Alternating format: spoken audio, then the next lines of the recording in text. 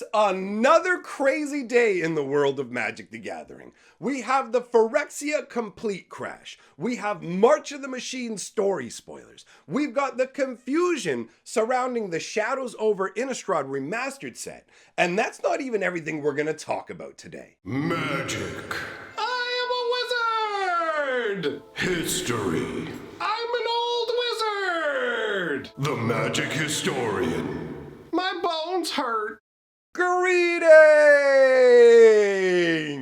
owners of fine luxury cardboard rectangles, my friends. I hope the day finds you well because we have gathered for another cram-packed installment of Mega Magic News, and there is a lot to discuss today. But guess what? We're starting out with a hot pocket update because I have a tragic note to share with you guys. It looks like Wizards of the Coast has chosen to leave black out in the cold. We're only getting 4 different color variations of Hot Pockets, and to add on to that travesty, my friends, the codes that come in all of the boxes only give you a Vivian precon, a Vivian avatar, and Vivian sleeves along with the leveling up experience. So I have to admit, I was hoping they might do them aligned with the different planeswalkers when I saw the Vivian code, but then I realized, oh, this is for all of them. That's kind of a letdown. Why not spread them across the different colors?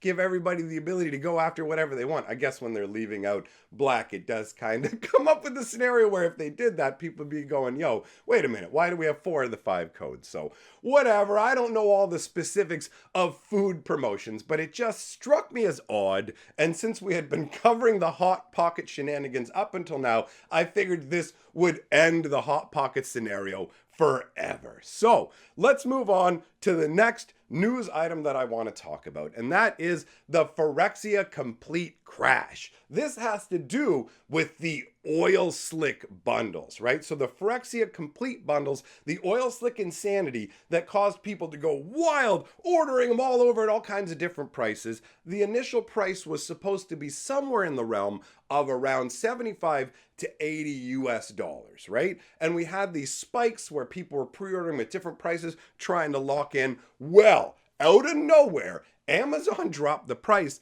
on these bundles to $43.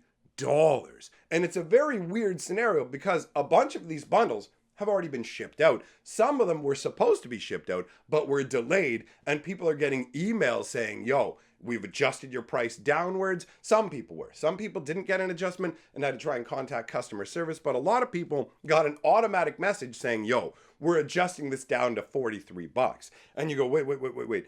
Amazon is doing like a complete dump this quick? Because we've seen this behavior before. You don't see it in Canada, and if you're stuck in places like Australia, you know what, you have my condolences, because you're in the same boat as me. We never get these crazy fire sales. We're on Amazon, they're like, hey, give us one of your boots, we'll give you 2 boxes, right? We still pay full price where I am. There are like no discounts. But what happens for people who live in America is the discounts rain down from the heavens. So $43 complete bundle is a possible reality, but this soon after its release, and this soon after the hype surrounding it, and when they haven't shipped out a whole bunch, no.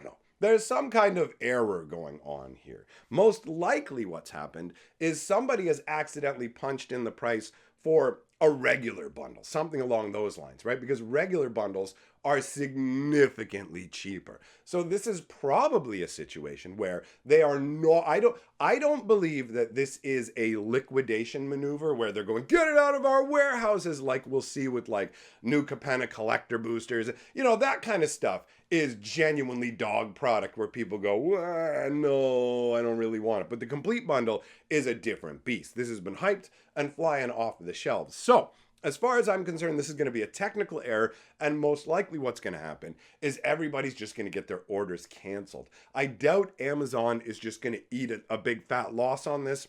or if it's like Wizards underneath. I'm not 100% sure with the Amazon distribution who it is who gets like what portion of the money, because Amazon is a little bit confusing in terms of trying to figure out who it is you're buying from sometimes, right? So it's a scenario where this is most likely just an error. You're going to get those orders canceled, and it's just going to be a disappointment for people. But there is the chance that some people might actually get it at $43, which is a crazy deal, basically like half price. And actually, you know what? Since we're talking about Amazon, I want to remind you guys, I have an Amazon affiliate link. If you use that link, then I sometimes get some of a little bit of taste of what you're purchasing there. So you can help out the channel that way. Now, moving on, I want to point out Dragon Shield's excellent maneuver in terms of quality. So they put out a statement saying that there were some packs of Dragon Shields that had gone out and they were low quality sleeves. Well, they didn't specifically call them low quality sleeves. Obviously, they used corporate language that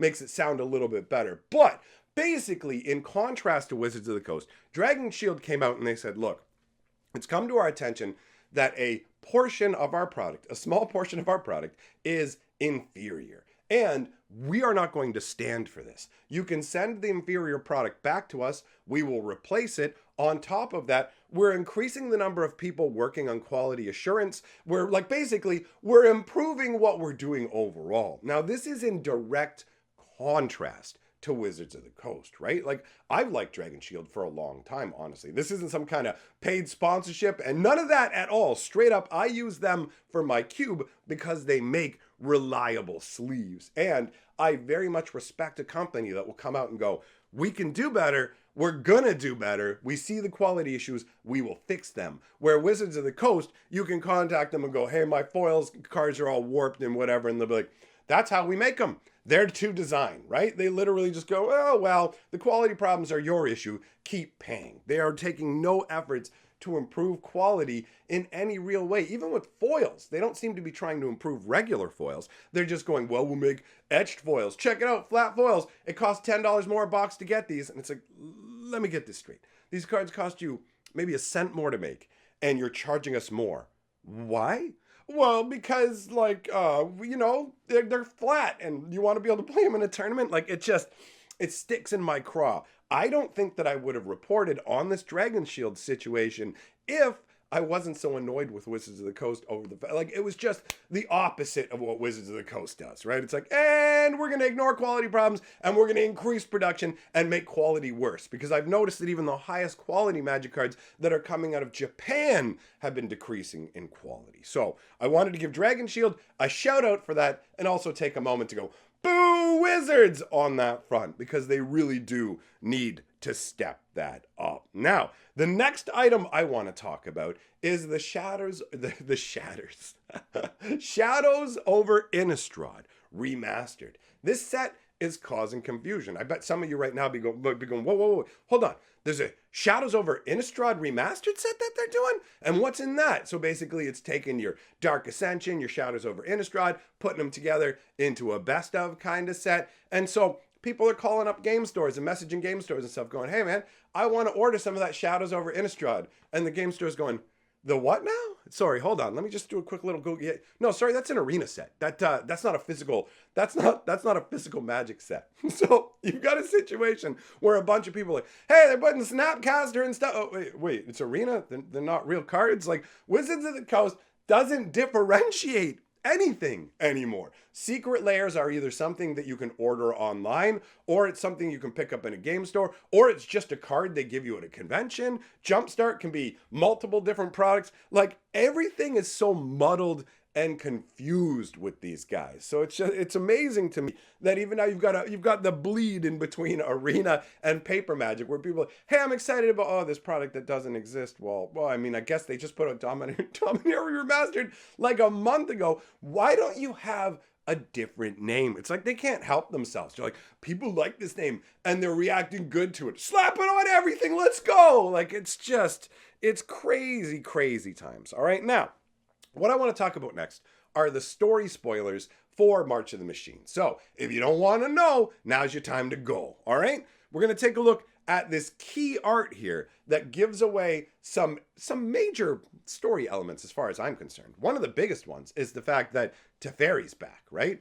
Last we saw Teferi, he was in Zalfir, and we weren't really sure how he was going to get out of there. He's trapped in this basically like time bubble that's phased out of existence. How does he get back to the real world? We don't know. On top of that, you have extra story elements in here in the form of, we have two students from Strixhaven, right? You've got Zimone and Quintorius here. And that strongly leans towards the idea that what is going to hinge on this battle overall is Strixhaven, right? The school there, because they have the Biblioplex, which is, hilariously enough, a location that has every magic known in the multiverse. You can find every spell ever known there, which really does make you ask interesting questions about the past, where you go, yo, if this place existed in the past, then why did they never go there when they had these big time problems? Like, look at Liliana, for example. Liliana knew about this place. She went back there to be a teacher.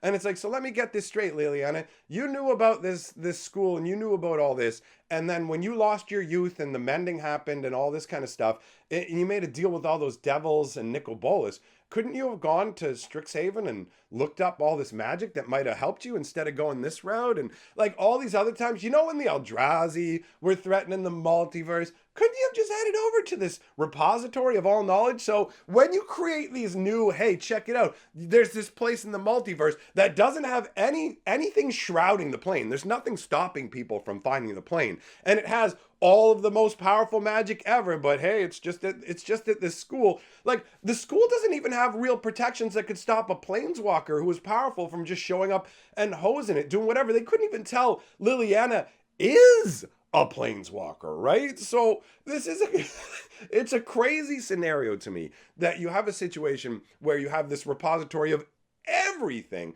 When you create these like ultimate tools or ultimate powers, then you go, why was this never used previously, right?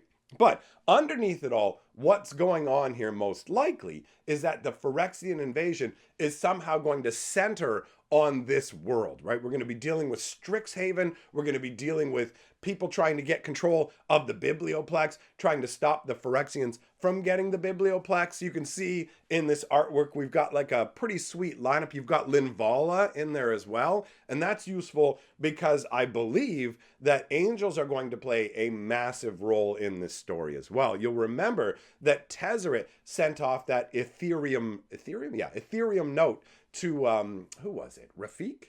And it was saying, hey, angels are the key. The angels of Bant are what's going to help Alara fight back against the Phyrexians. So you have Linvala here as part of the crew, obviously adding in that angelic essence.